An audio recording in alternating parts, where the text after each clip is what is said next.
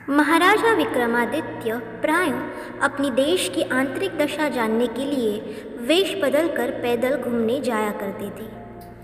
एक दिन घूमते घूमते वह एक नगर में पहुँचे। वहाँ का रास्ता उन्हें मालूम न था। राजा रास्ता पूछने के लिए किसी व्यक्ति की तलाश में आगे बढ़े।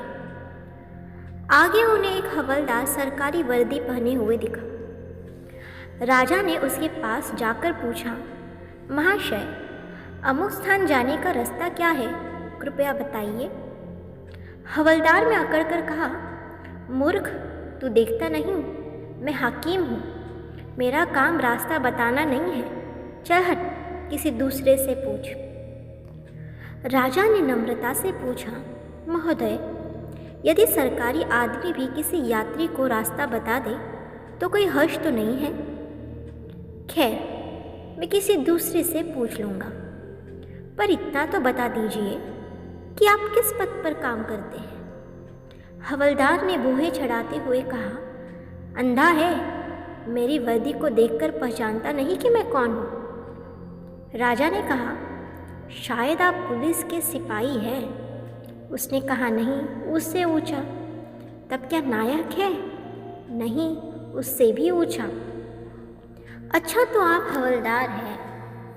हवलदार ने कहा, अब तो जान गया कि मैं कौन हूँ, पर यह तो बता, इतनी पूछताछ करने का तेरा क्या मतलब, और तू कौन है? राजा ने कहा, मैं भी सरकारी आदमी हूँ। सिपाही की ऐंठ कुछ कम हुई।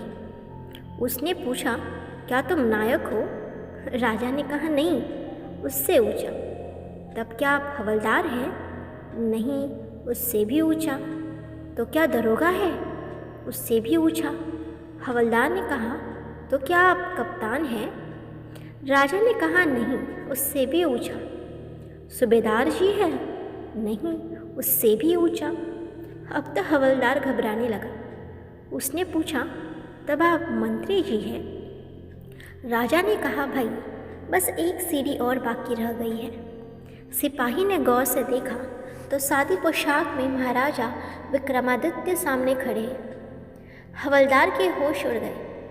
वह गिड़गिड़ाता हुआ राजा के पांव पर गिर पड़ा और बड़ी दीनता से अपने अपराध की माफ़ी मांगने लगा। राजा ने कहा, माफ़ी मांगने की कोई बात नहीं है। मैं जानता हूँ कि जो जितने नीचे हैं वह उतने ही अकड़ते हैं। जब तुम बड़े बनोगे तो मेरी तरह तुम भी नम्रता का बर्ताव सीखोगे।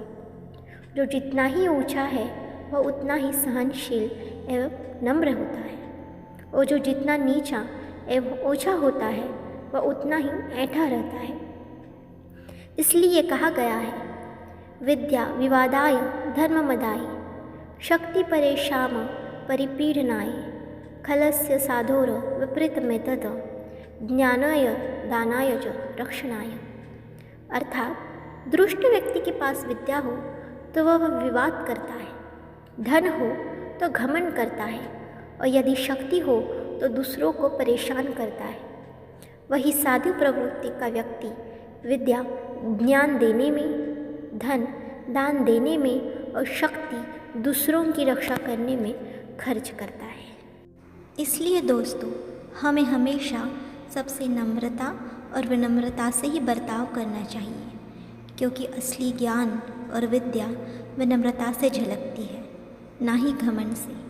इसलिए हमेशा विनम्रता से बर्ताव करें।